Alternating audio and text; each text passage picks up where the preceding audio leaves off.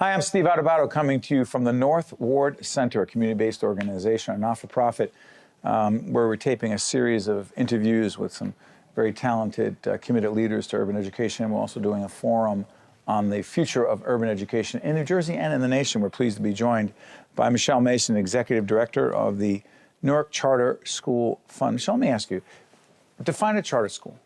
Thank you, Steve, for having me here today. I appreciate it. Charter schools are free public schools that have allowed students to access a great education across here in Newark and across the country. Okay, let's break this down a little bit. But charter schools, while they are public, do not function exactly the way, I mean, to fully disclose, the North Ward Center has an organization connected to it, an independent entity called the Robert Reed Academy. I've known it well. My dad founded it. My older sister is one of the leaders there, the principal. But here's the question. I know that they don't have the exact same rules as a traditional public school. What are the differences? The difference is that the charter school has a little bit of autonomy to hire, fire teachers and actually meet the needs of students. So there's a little bit of freedom that the school leader has the opportunity to manage their budget. They are, again, able to hire teachers that meet the needs of students. And so it gives a little bit of freedom for them to be a little bit more creative than what has been historically traditional public schools. How are charter schools doing, not just in Newark, not just in New Jersey, but across the nation? Yeah, you know, charter schools are an option for parents. And here, particularly in Newark is the second highest performing charter school. Is it 40%? 40%. 40% of the students in public schools go to... A third of students. A third of students. So over the last 10 years, the number of students who have parents who've chosen a charter school as an option has risen from about 10% to about 30% of students are... Why do you think that is?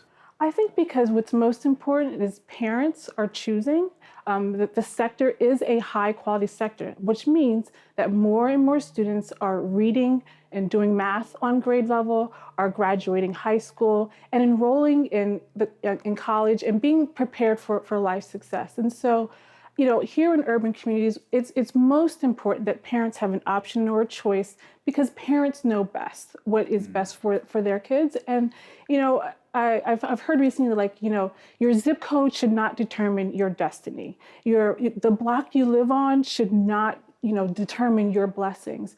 And charters give parents an option in the city that, you know, the harsh reality is that we're making great progress here in Newark, but we still have some opportunity to make sure that every single student has access to a great school, and charters presents an option for parents. But some charters have not done well. Yep. And so the question is, how is it that the state, or how exactly does the government, through the state government, regulate, monitor the progress of charter schools? So when a charter comes into play, they have 4 years to, you know, meet the needs of the students and the families that they serve.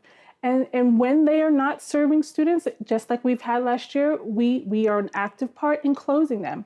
And so if a Your organization? Yes. By the way, you don't regulate them, but they are members in your organization. We have 19 charter organizations across 46 different campuses. And some organizations have more than one charter school. Correct. Some are what we call charter management organizations that have multiple campuses, elementary, middle, and high school. And here in Newark, we have a little bit of a 50-50 divide where you have schools like KIPP and Uncommon that have multiple campuses. And then you have small independent schools, which are, you know, driven by the community that might just be one K-8 or one elementary, you know, K-5. But if a charter school isn't doing well, there is a process to help improve. And ultimately, if it does not work over a period of time, they've been shut down. They have been shut down. And for us, what's most important is every single student have access to a quality education, regardless if it's charter, district, public, magnet. We need to be focused on quality across the whole portfolio of options. And for me, at the Charter School Fund, across our 46 campuses, if the school is not serving the needs of the students, meaning it's not a safe environment, kids are reading and doing math on grade level, then it is our responsibility to make sure that that school is no longer operating and again, meet the needs of parents and make sure that they have access to a great school. By the way, Michele mentioned one of the types of schools were magnet schools, and we'll talk about that. I happen to live in a beautiful community, Montclair, New Jersey, that established one of the first magnet school systems within not just the state, but the nation, where kids, in fact, go to certain schools that focus on certain academic areas, as opposed to simply neighborhood schools. Exactly. So let me ask you this. The state, been involved, otherwise known as controlled, the state public schools, the public schools in Newark for 20 years. It's changing as we speak. What do you hope for the future of the public school system in Newark as, quote unquote, local control becomes the norm and not state control? You know, I think we should be really optimistic about the success of Newark public schools in the last 10 years. Again, more and more students are graduating, they're being prepared and going to and through college.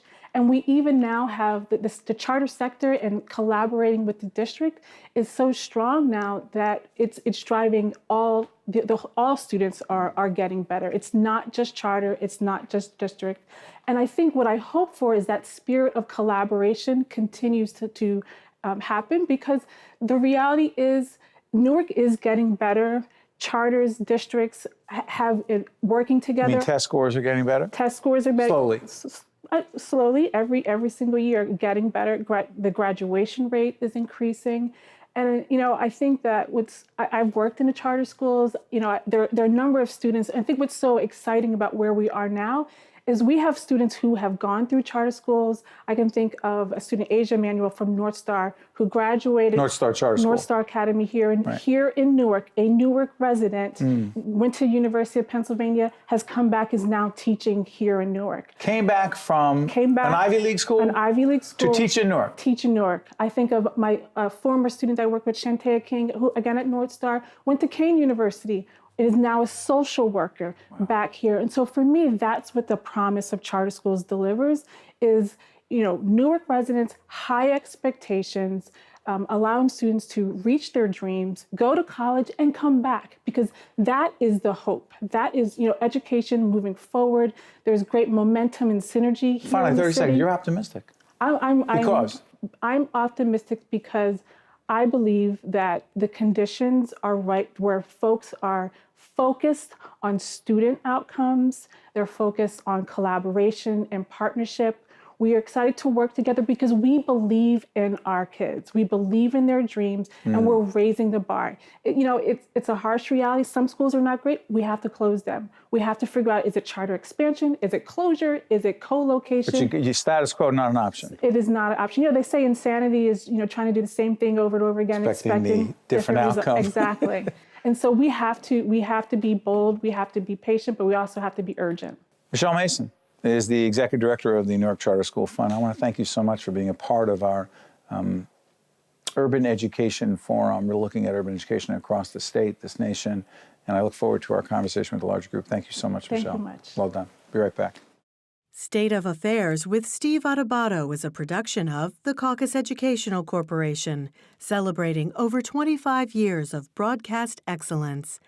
State of Affairs with Steve Adubato is brought to you from the Agnes Veris NJTV studio at 2 Gateway. Funding has been provided by the Northward Center, NJ Best, St. Joseph's Health, Seton Hall University, NJM Insurance Group, New Jersey Sharing Network, and by the New Jersey Office of the Insurance Fraud Prosecutor. Promotional support provided by New Jersey Monthly, the magazine of the Garden State, available at newsstands. And by Jaffe Communications, where business, media, and government converge in New Jersey.